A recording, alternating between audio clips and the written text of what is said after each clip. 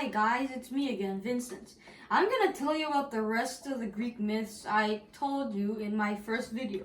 So, do you remember Chaos, the first god and his 4 children that popped out of nowhere?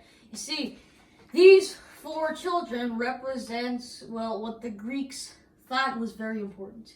Tartarus is the underworld, land of the dead. This question mark. Uranus was the god of the sky, this cloud here. And Gaia was the goddess of the earth, the firstborn. She's the land. Pontus is the ocean. You see little waves. And Pontus and Gaia had a kid called Nereus. And Uranus and Gaia had tons of kids. They first had the Titans, which Uranus got scared of and sealed them in Gaia again. So they weren't born. They were thwarted when they should have been thriving. And Cyclops are, well, they were apparently very ugly, and Uranus didn't want to see them, so he dumped them in Tartarus as well. And then, but Gaia apparently still loved Uranus after all the horrible things he had done to their children, and so she brought him more twins called the 100-handed ones. They have 50 heads each and 100 arms each, and they were apparently very ugly as well. So the 100-handed ones joined their brothers in Tartarus. That's a very horrible fate, and Gaia got mad. So she called to her children that are inside her, all these titans, and she said to them that Uranus was evil and they have to destroy them. One of them had to go and destroy them, and so, but none of them wanted to. And so the last kid, the 12th, Kronos, was always wanted power. He was very power hungry. He never liked to be ignored, but since he was the 12th, he was always ignored. So Gaia came. So he went to Gaia and got this scythe, this sickle. And then he decided to not kill, gods are immortal. So he decided to destroy Uranus's physical form. He got 4 volunteers, 4 of his brothers. Uranus was a very powerful person, so they needed a lot of cleverness. Oceanus, the first brother, chickened out. And so there were only 4 boys left. Kronos is this person. And the other 4 boys, Krios, Iapetus, and Hyperion, over here, decided to trap Uranus. Now Kronos told Gaia to be nice to Uranus for a little while. And then, while Gaia set the trap for Uranus, Kronos and the other 4 goons took care of Uranus. They chopped him up into little pieces and then made waste of him.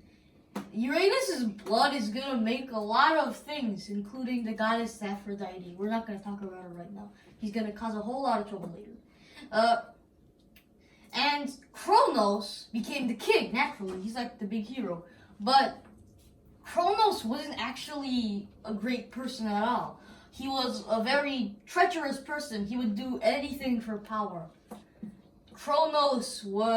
Apparently Kronos was bored. He was the Titan of time. He could do things over and over again, but he was bored of that. And Uranus had cursed him. When he married and had kids, his kids would kill Kronos and take over. So Kronos was scared of that. He wanted to be king forever. But he was kind of jealous and lonely. See, he was lonely because he had nobody to stay with. Kronos was a pretty scary guy, so none of his nieces and nephews and his brothers and sisters were visiting at all. So he decided, stupid curse, and then married his sister, Rhea. Now, and that was a very smart move. That was not a very smart move for Kronos, who was destined to be destroyed by his own children. But anyway, he was lonely, and his emotions got the better of him. Rhea had these 6 children. So the first kid, Hestia, the first 5 didn't have much of a life as soon as they were born. Hestia, Demeter, Hera, Hades, and Poseidon were all swallowed into Kronos.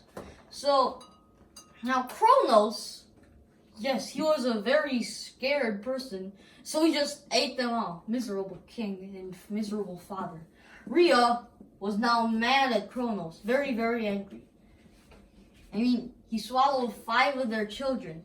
So, and then Rhea sensed another kid was coming, the last kid, Zeus.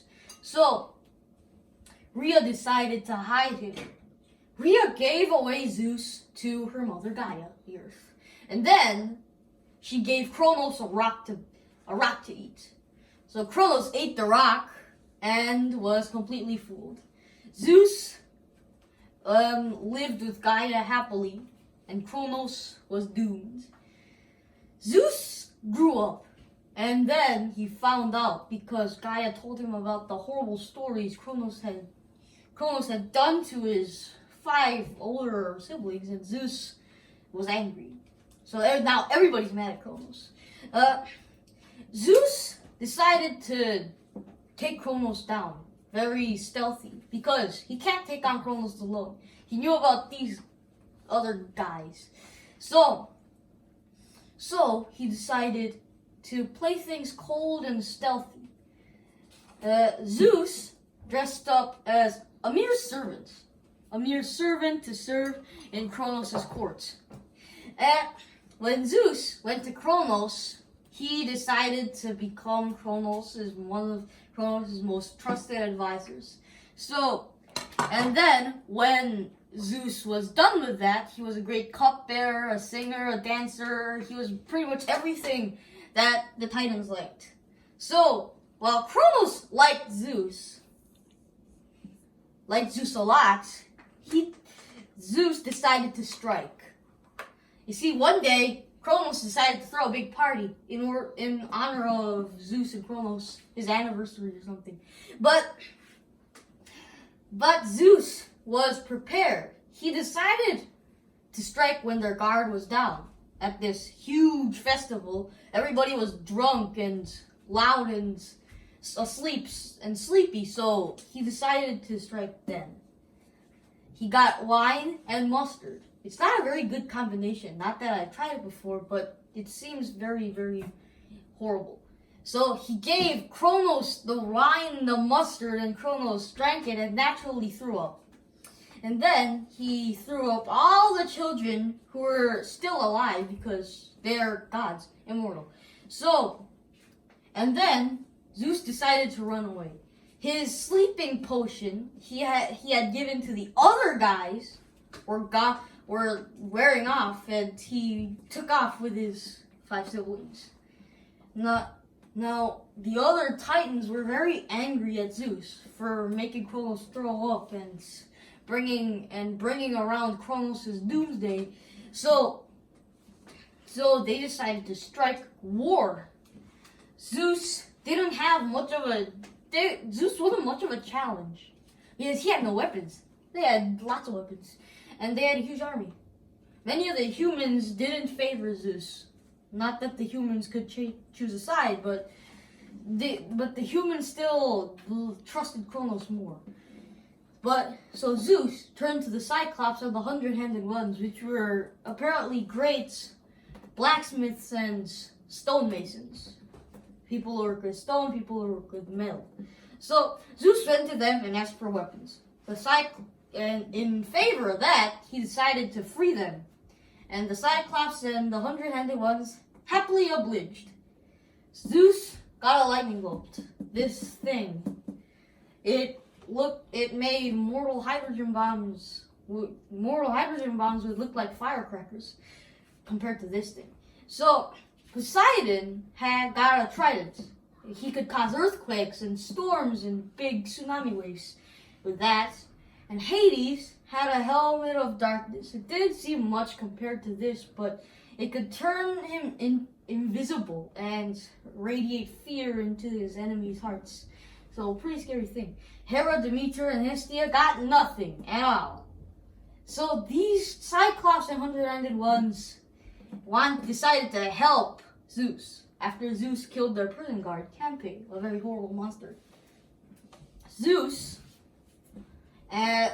was not prepared for war.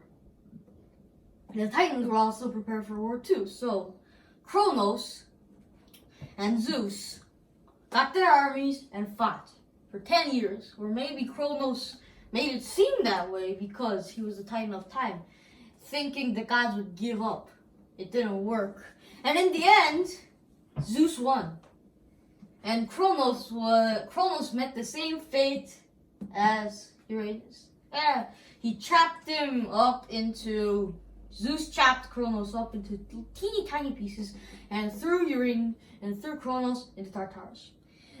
And the others were also thrown into Tartarus except for Kronos' nephew, Atlas. Atlas had what I think was a very bad punishment. He was supposed to hold the sky. Now, you know those 4 brothers Kronos that had helped Kronos kill Uranus? Now, they were given the 4 parts of the sky. North, south, east, west. But, since those guys were cast into Tartarus, Atlas had to hold the whole sky. Now, 1/4 of the sky is very heavy, according to the myths. Imagine what all of it would be like. So Atlas had to have this eternal fate holding the whole sky. And he almost got away with it once. But that's another story. So, and now, Zeus became the king, the great king, which is kind of strange because Zeus is like the last kid. There's something familiar. Kronos became the king even if he was the last one. Now, Zeus doesn't meet the same fate as Kronos and Uranus.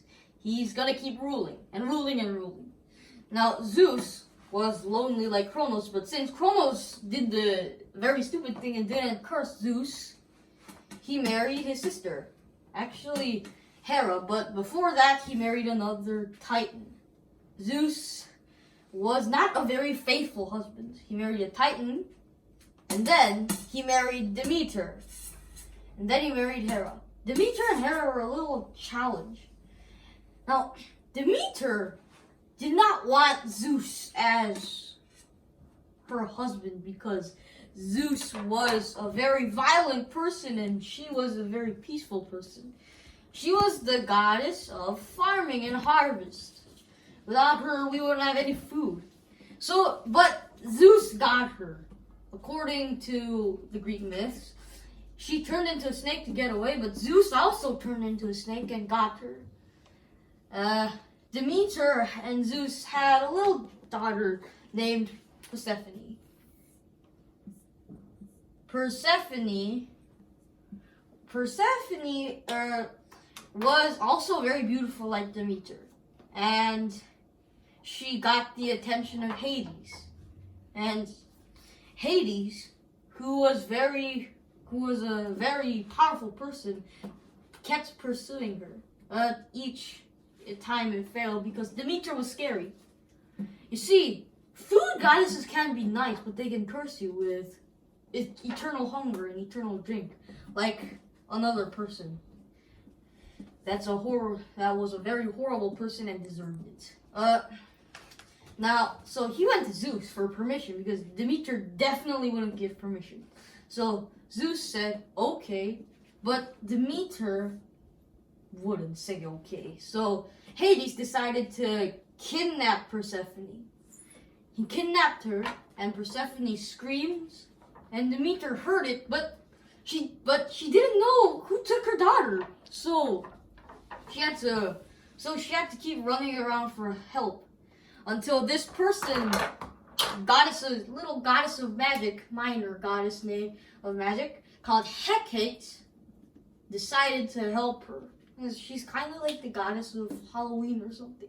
So, Demeter asked Hecate, and Hecate said she thought she saw something.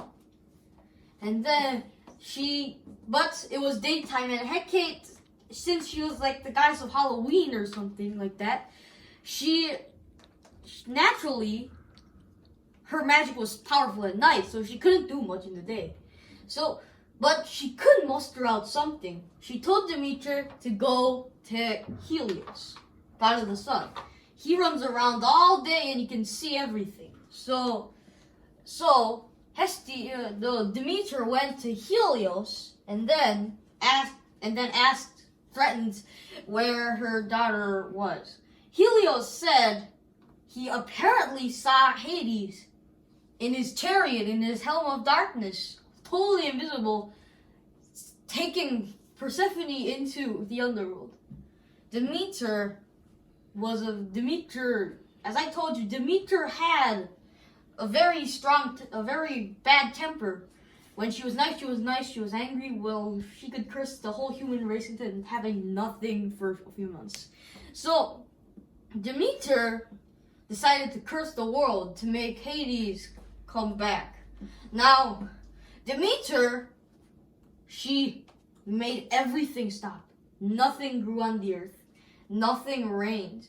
But that's kind of strange because Demeter didn't control rain. Zeus controlled rain.